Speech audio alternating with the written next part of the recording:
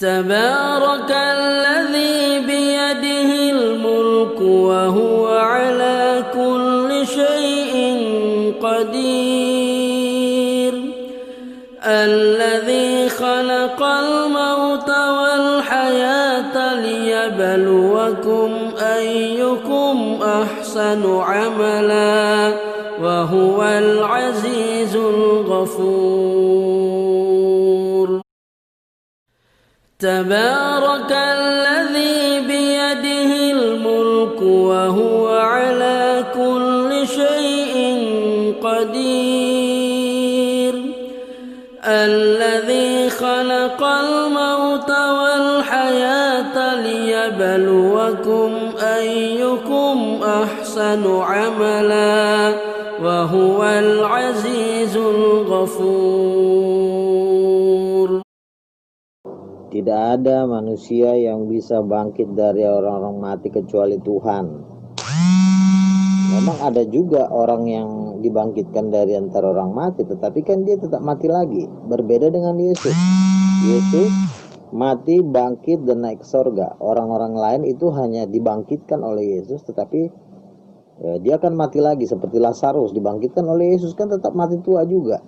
Nah, tetapi satu-satunya manusia yang mati dan bangkit dan naik ke surga itu cuma Yesus. Buktinya Yesus adalah Tuhan. Dan yang membantah kebangkitan ini adalah orang yang bernama Muhammad. Muhammad itu mati dan tidak pernah bangkit. Dan dia dikubur. Jadi tidak punya dasar untuk membantah siapa Yesus.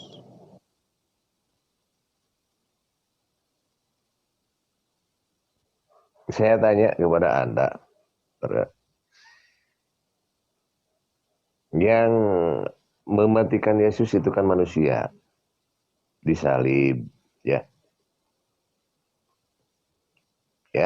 oke.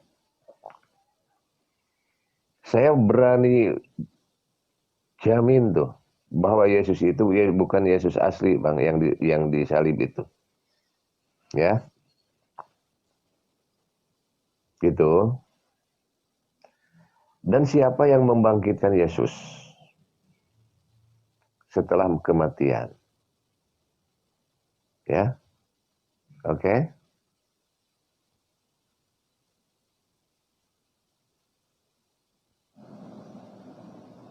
Loh, sebenarnya masalah Yesus dibangkitkan atau bangkit sendiri itu sama saja. Kenapa? Karena Muhammad, kalau memang Yesus itu dibangkitkan, kenapa Tuhan tidak membangkitkan Muhammad dari antara orang mati? Kan keren kalau misalnya tiba-tiba Muhammad bangkit di hari yang ketiga dan tiba-tiba naik ke sorga, dan semua sahabat-sahabat Nabi menyaksikan Muhammad naik ke sorga, kan hebat. Tapi yang ternyata apa yang terjadi? Ya Muhammad tetap di kuburan gitu loh. Jadi justru Yesus dibangkitkan, itu justru dia membuktikan dia Tuhan gitu loh. Kan Bapa dan Yesus itu kan satu orang. Yang membangkitkan Bapa adalah Yesus, sementara Yesus dan Bapa adalah satu. Ya sama aja ya, berarti Yesus bangkit sendiri. Karena Yesus dan Bapa itu bukan dua orang. Bapa itu pikiran, Yesus itu hati, Roh Kudus itu adalah kekuasaan. Ya ketiganya adalah satu orang. Jadi kalau Yesus dibangkitkan, karena yang membangkitkan Yesus itu juga Roh Kudus. Iya kan, yang membangkitkan Yesus itu Roh Kudus.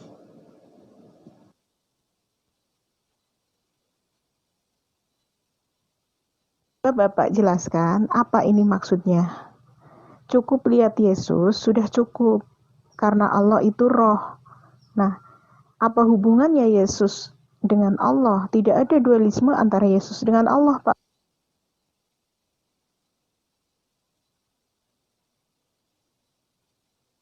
Nah, Yesus itu kan dibangkitkan. Ini siapa yang membangkitkan? Ini Bapak tadi bilang bahwa dibangkitkan dari antara orang yang mati. Nah, ini siapa yang membangkitkan Yesus? Kenapa Yesus tidak bisa bangkit sendiri?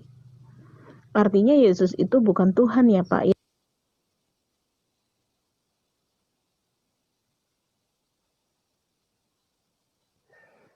Iya, kita jangan ngomong-ngomong kepada Muhammad. Junjunan saya, junjunan kami umat Islam. Karena yang dibahas ini ke Anda juga, gitu kan, masalah Yesus. Oke? Untuk Bang Luga. Ya. Jadi di sinilah yang tidak masuk akal logika. nalar manusia yang benar, ya. Oke, karena kenapa? Yang namanya manusia itu kalau udah mati, ya mati, nggak bisa hidup lagi, ya. Oke. Nah, kalau dia Tuhan, siapa yang membangkitkan dia? Tuhan yang mana lagi kecuali Tuhan yang bisa membangkitkan? Kan kata ada Yesus itu Tuhan, mati, ya. Terus dibangkitkan. Ya siapa yang membangkitkan itu? Gitu maksud saya, Bang. Ya. Sementara yang sudah mati itu coba tanyain sama kedokteran, ya, sama kesehatan, sama dengan ilmiah, dengan akademis, gitu kan? Yang mati ya mati, jasadnya mati, dikubur, gitu kan? Sementara ini mati, Yesus mati, dibangkitkan. Sementara Yesus itu Tuhan, dibangkitkan, yang bisa membangkitkan kematian adalah Tuhan. Tuhan yang mana yang membangkitkan? Tuhan yang mati, gitu Bang. Pak Luga, ya. Semalam kami minta buktinya Yesus dibangkitkan atau bangkit sendiri. Lalu kamu berdalih ke Nabi Muhammad SAW. Janganlah membahas Nabi Muhammad SAW. Karena kami tidak pernah mengatakan Nabi Muhammad itu bangkit. Kami mengatakan itu Nabi Muhammad wafat. Ya, itu loh. Kami tidak pernah mengatakan Nabi Muhammad bangkit atau tidak. Walau alam, itu urusan Allah kepada Nabi kami. Ya. Nah sekarang, kalau Anda mengatakan seperti itu, dalilnya dari mana, Pak Lugas? Apakah Anda tidak sadar? Ya. Apakah Anda tidak sadar bahwa Alkitab Anda itu dicatat oleh wartawan-wartawan, ya, yang memungut berita ke sana kemari, ya? Kenapa saya katakan seperti itu? Karena kontradiksinya terlalu banyak dalam biblos Anda, ya. Biblos Anda itu ditulis lain-lain orang, itu loh. Ya.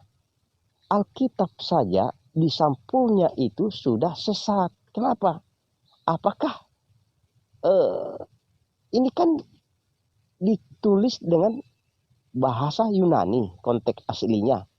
Lalu konteks aslinya itu kalau Alkitab itu tulisannya apa? Itu loh. Ya, karena sesungguhnya Pak, kata Alkitab ini adalah Al-Qur'an bahasa Arab. Lalu bahasa Yunaninya apa Alkitab itu? Itu loh. Coba dijelaskan Saudara. Ya, ini saja sebenarnya sepele ini persoalan, tapi Anda setengah mati menjawabnya ini, ya. Sampul Alkitab aja dulu. Nama Alkitab Anda itu apa sebenarnya? Aslinya itu namanya apa? Itu kan berbahasa Yunani. Itu loh.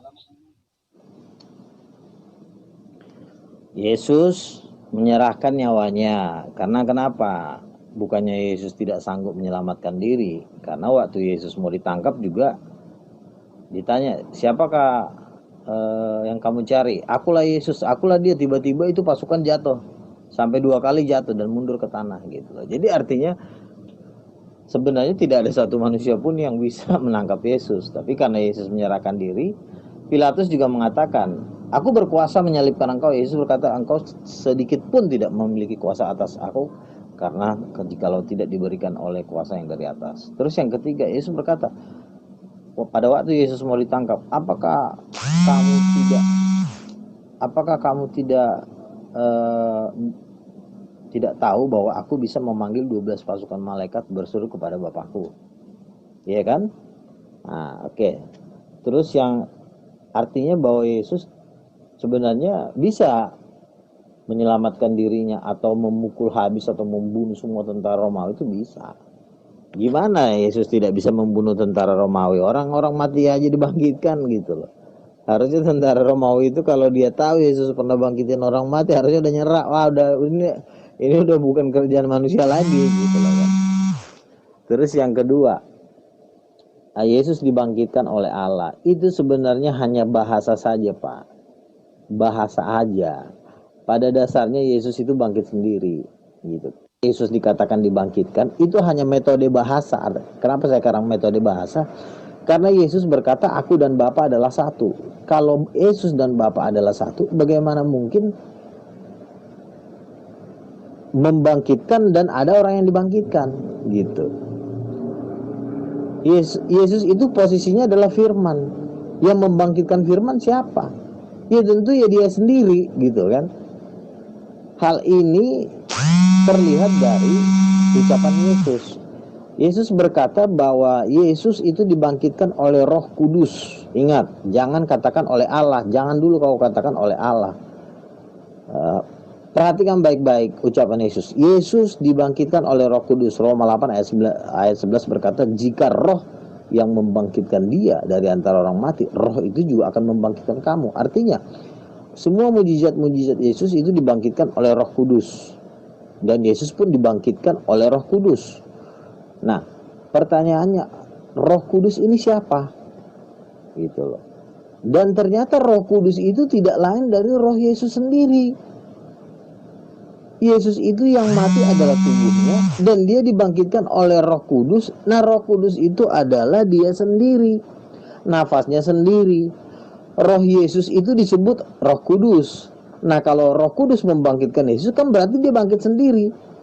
Gitu loh. Jadi cara berpikirnya itu jangan karena ada kata dibangkitkan, oh berarti Yesus, Allah membangkitkan Yesus, berarti Yesus adalah nabi, bahwa Allah membangkitkan manusia. Bukan seperti itu.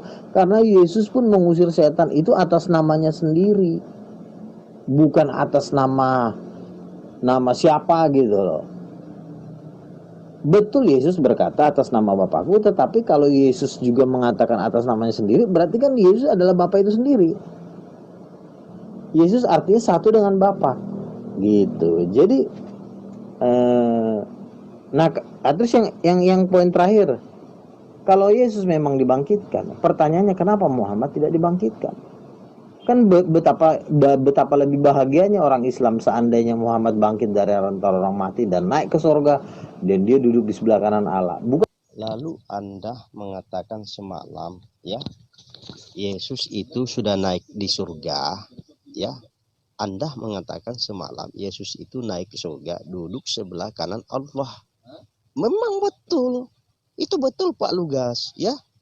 Betul sekali itu, 100% untuk Anda. Ya, memang betul bahwa Yesus itu naik ke surga, duduk sebelah kanan Allah. Lalu yang duduk di sebelah kiri Yesus itu adalah Allah. Ya. Itu loh. Yang betul itu saudara. Anda ini sedikit lagi Anda ini bersahadat. Karena sesungguhnya Anda tahu bahwa Yesus itu bukan Tuhan, tapi adalah hamba. Itu loh. Lalu Anda mengatakan semalam Yesus itu bangkit sendiri. Mana dalilnya? Ya, kamu di seorang pendeta, jaga image-mu dong. Ya, Pak Lugas, ingat, saya ini berbicara ini sebenarnya tidak bebas. Kenapa? Banyak keluarga saya umat Kristen, tapi karena demi kebenaran, saya rela dicaci maki di apa? Ya, demi kebenaran. Itu loh. Jadi jangan bicara sembarang. Kamu ini pendeta. Kamu ngomong-ngomong kayak gini aja. Ngomong-ngomong kayak gini aja dari semalam Yesus bangkit sendiri. Yesus jadi bangkit sendiri jadi mumi dah.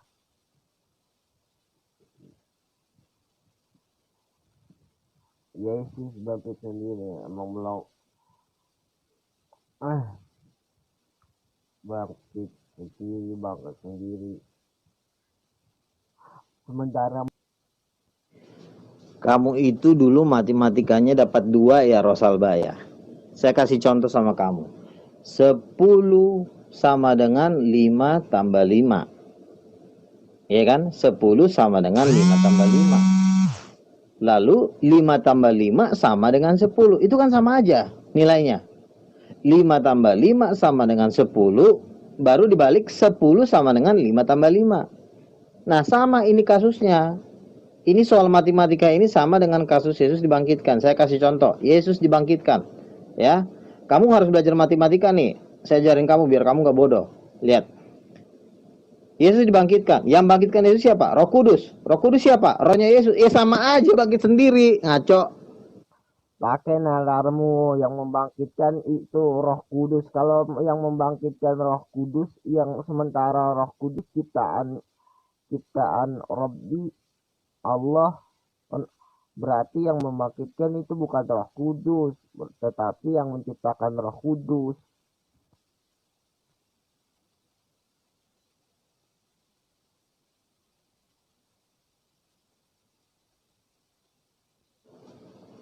Makanya kan saya bilang, kamu tanya sama saya, kau pelajarin dulu, justru saya nih lagi ngajarin kamu Roh Kudus itu siapa.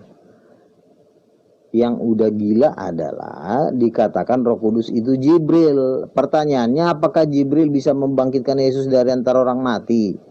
Hah? Berarti kalau Al-Quran mengatakan Roh Kudus itu adalah Jibril, berarti itu adalah sebuah kebohongan terbesar yang pernah ada. Bangkitkan Yesus dari antara orang mati itu adalah Roh Kudus. Roh Kudus ini siapa? Roh Kudus itu nafas dan kuasanya Yesus. Berarti Yesus bangkit sendiri. Itu cuma gaya bahasa, metode bahasa saja. Yesus dibangkitkan oleh Roh Kudus. Bukan berarti Yesus dibangkitkan oleh Allah sehingga Yesus adalah ciptaan dan akhirnya dia menjadi manusia dan nabi dan Yesus tidak punya kuasa apa-apa. Salah kamu. Kamu tertipu oleh bahasa.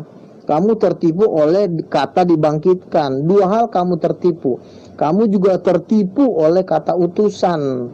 Karena kamu ada kata utusan, kamu banting Yesus jadi nabi. Yang mengatakan Roh Kudus,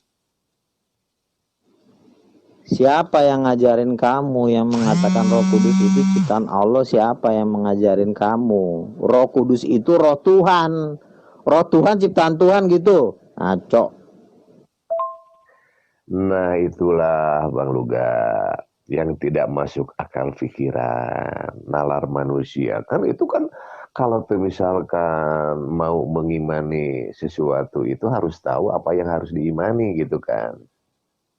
Ya, yang tidak masuk akal logika itu. Perkataan itu hanya perkataan, hanya kiasan. Tapi nggak ada Bang. Masalah itu hanya kiasan. Yang penting apa yang dikatakan itu ya maknanya. Jangan sampai bicara kiasan karena itu udah tidak ilmiah gitu ya. Tidak akademis. Kalau perkataan itu begini itu hanya kiasan. Nah itu yang tidak masuk akal. Beda dengan orang Muslim, ya, dengan agama Islam. Konsep ketuhanan itu jelas, terstruktur gitu kan. Roh ciptaan Tuhan. Ya, Tuhan bisa menciptakan roh. Memang, karena Tuhan bukanlah roh.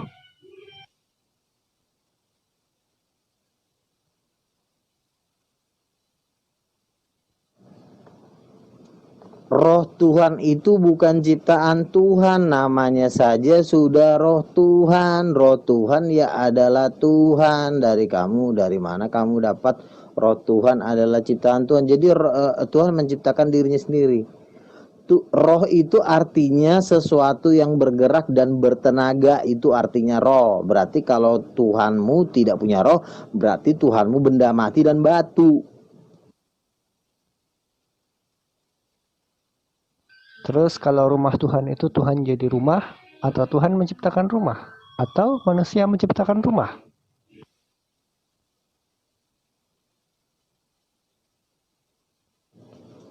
Rumah itu tidak bisa ngobrol, Udin, ya.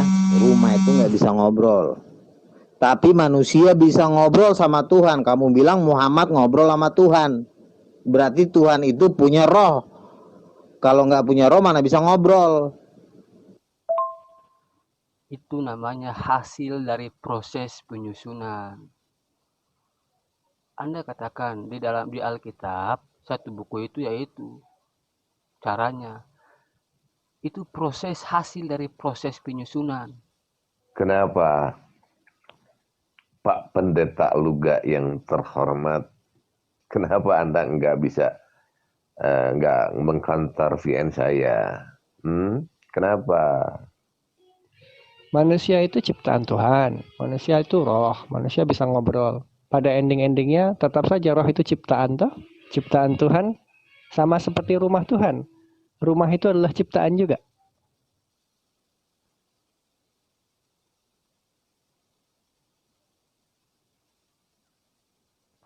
Bang, saya mau nanya.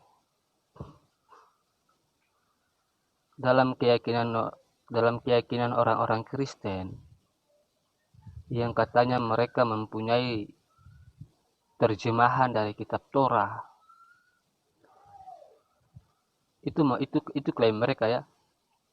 Mereka mengatakan bahwa pada mulanya atau pada awalnya manusia atau Adam dan Hawa itu diciptakan tujuannya untuk hidup kekal. Itu kira-kira menurut abang gimana? Benar enggak Adam dan Hawa itu diciptakan hidup kekal? Artinya enggak mati-mati, mereka enggak wafat, mereka kekal. Awalnya itu kira-kira. Oke, intinya kan kamu tadi mengatakan bahwa Yesus dibangkitkan. Oleh pertanyaannya, Yesus dibangkitkan oleh apa? Kamu jawab oleh Allah, saya bilang salah.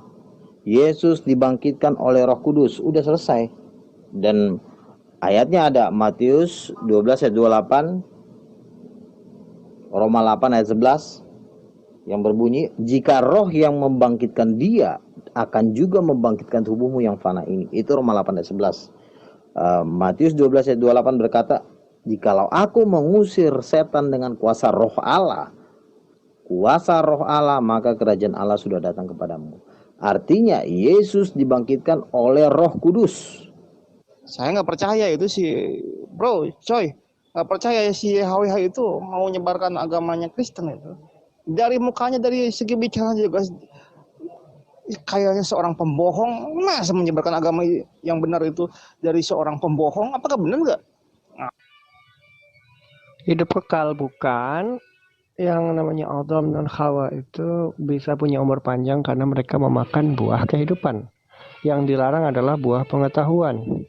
Jadi sebetulnya rahasia umur panjang manusia itu ada pada buah kehidupan yang mereka konsumsi. Hanya saja ketika mereka mengkonsumsi buah yang dilarang itu, buah pengetahuan,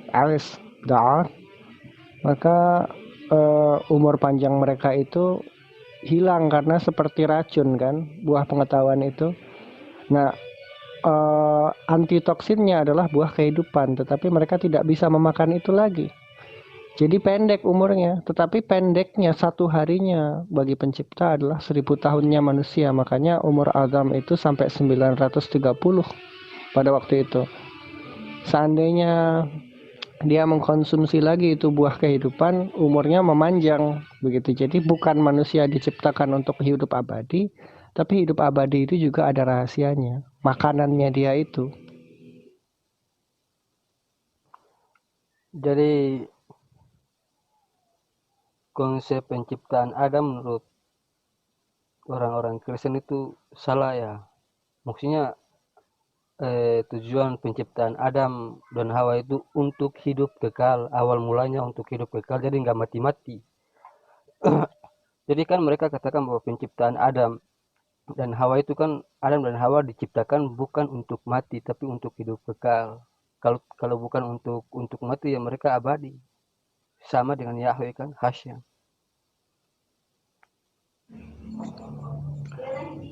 Saya nggak pakai kacamata, Bang Luga. Saya nggak pakai kacamata, pakai VN aja lah, biar enak gitu. Biar kita mendekatkan silaturahmi, Bang. Terkenalan gitu kan. Oke.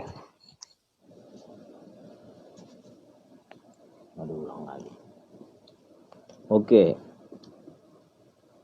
Yesus dibangkitkan oleh Roh Kudus dan Yesus membuat mujizat semua atas kuasa Roh Kudus, itu ada ayatnya, Matius 12 ayat 28. Yesus berkata, aku mengusir setan dengan kuasa Roh Allah. Semua mujizat itu dilakukan oleh Roh Allah. Yang ngomong siapa? Bukan saya ngomong, yang ngomong Yesus. membangkitkan orang mati oleh Roh Kudus, semua mengusir setan karena Roh Allah, menyembuhkan atas Roh Kudus.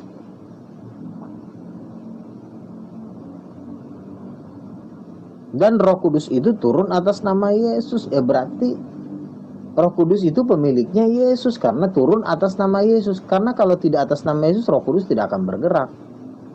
Gitu. Ya berarti Roh Kudus itu siapa? Ya Roh Kudus itu ya Tuhan.